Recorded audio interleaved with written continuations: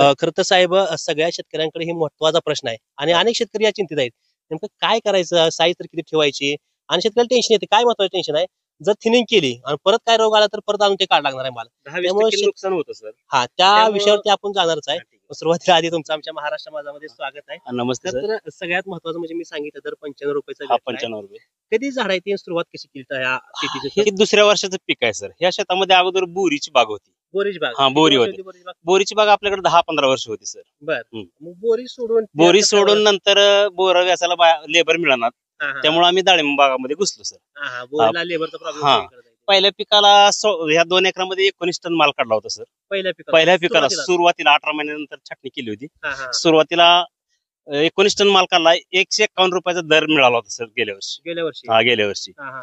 या वर्षी रेट कमी आहे बर बर. सर. सकट आपल्याला हे 95 रुपयानं झिरो कटिंग दिले, म्हणजे पूर्ण झाड खाली करायचं. 95 रुपये. 95 रुपयानं पूर्ण. त्यामुळे थोडं 10-20 रुपयाकडे बघितलं नाही सर. बर. कमी मार्केटमध्ये देऊन टाकले, कमी रेटमध्ये.